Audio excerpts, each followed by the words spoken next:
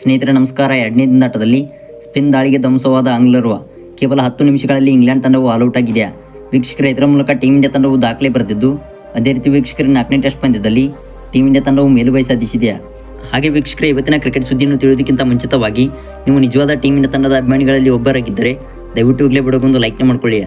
ವೀಕ್ಷಕರ ರಾಂಚಿಯಲ್ಲಿ ನಡೆಯುತ್ತಿರುವ ಭಾರತದ ವಿರುದ್ಧದ 4ನೇ ಟೆಸ್ಟ್ ಪಂದ್ಯದಲ್ಲಿ ಮೊದಲ ಇನ್ನಿಂಗ್ಸ್ನಲ್ಲಿ ಇಂಗ್ಲೆಂಡ್ ತಂಡವು ಆಲ್ಔಟ್ ಆಗಿದೆ. ಈ ಒಂದು ಪಂದ್ಯದಲ್ಲಿ ವೀಕ್ಷಕರು ಟಾಸ್ ಗೆದ್ದು ಮೊದಲು ಬ್ಯಾಟ್ ಮಾಡಿದ ಇಂಗ್ಲೆಂಡ್ ತಂಡವು ಉತ್ತಮ ಆರಂಭ ಪಡೆದಿರಲಿಲ್ಲ. ಆರಂಭಿಕ ಆಟಗಾರರಾದ ಬೆನ್ ಡೆಕೆಟ್ ಅವರು ಕೇವಲ 11 ರನ್ ಗಳಿಸಿ ಆಕಾಶ್ ದೀಪ್ ಅವರಿಗೆ ವಿಕೆಟ್ ಒಪ್ಪಿಸಿದರು. ಅದೇ ರೀತಿ ವೀಕ್ಷಕರ ಇದರ ಬಳಿಕ ಬಂದ ಒಲಿ ಪೋಪ್ ಅವರು ಕೂಡ ಡಕೌಟ್ಗೆ ಔಟ್ ಆಗುವ ಮೂಲಕ ಪೆವಿಲಿಯನ್ ಹಾದಿ ಹಿಡಿದರು. ಇನ್ನು ವೀಕ್ಷಕರ ಜಾಕ್ ರಾಲಿ ಅವರು ಕೂಡ ಬಿರುಸಿನ ಬ್ಯಾಟಿಂಗ್ ಮಾಡಿ 42 ರನ್ ಗಳಿಸಿ ಹೆಚ್ಚು ಹೊತ್ತು ಕ್ರೀಸ್ನಲ್ಲಿ ಬ್ಯಾಟಿಂಗ್ ಮಾಡಲು ಟೀಮ್ ಇಂಡಿಯಾ ತಂಡದ ಬೌಲರ್ಗಳು ಅವಕಾಶ ಕೊಡಲಿಲ್ಲ. ಇನ್ನು ವೀಕ್ಷಕರು ಈ ಹಂತದಲ್ಲಿ ಕಣಕ್ಕಿಳಿದ ಜೋ ರೂಟ್ ಹಾಗೂ ಜಾನಿ ಬೈರ್ಸ್ಟೋ ಅವರು ಉತ್ತಮ ಜೊತೆ ಆಟ ಆಡಿದರು. ಆದರೆ ವೀಕ್ಷಕರು 38 ರನ್ ಗಳಿಸಿದ್ದ ಜಾನಿ ಬೈರ್ಸ್ಟೋ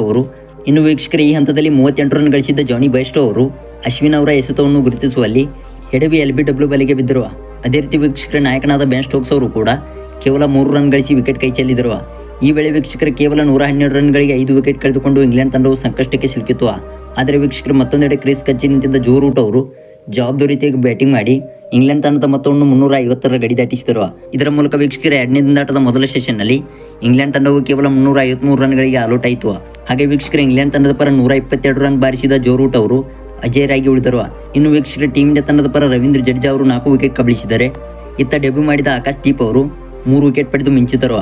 ಇನ್ನು ವೀಕ್ಷಕರ ಇದರ ಮೂಲಕ ಟೀಮ್ ಇಂಡಿಯಾ ತಂಡವು 4ನೇ ಟೆಸ್ಟ್ ಪಂದ್ಯವನ್ನು ಗೆದ್ದುಕೊಂಡು ಈ ಒಂದು ಸರಣಿಯನ್ನು ವಶಪಡಿಸಿಕೊಳ್ಳುವ ತವಕದಲ್ಲಿದೆ. ಹಾಗೆ ವೀಕ್ಷಕರ ನಿಮ್ಮ ಪ್ರಕಾರ ಈ ಒಂದು ಸರಣಿಯಲ್ಲಿ ಟೀಮ್ ಇಂಡಿಯಾ ತಂಡವು ಗೆದ್ದು ಬೀಗಲಿದೆಯಾ ಅಥವಾ ಇಲ್ಲವೋ ಎಂಬುದನ್ನು ದಯವಿಟ್ಟು ಕಾಮೆಂಟ್ ಬಾಕ್ಸಲ್ಲಿ ಕಮೆಂಟ್ ಮಾಡಿ ತಿಳಿಸಿ. ಹಾಗೆ ವೀಕ್ಷಕರ ಇದೇ ರೀತಿ ಕ್ರಿಕೆಟ್ ಸುದ್ದಿಗಾಗಿ ಈಗಲೇ ಚಾನಲ್ನ ಸಬ್ಸ್ಕ್ರೈಬ್ ಮಾಡ್ಕೊಳ್ಳಿ.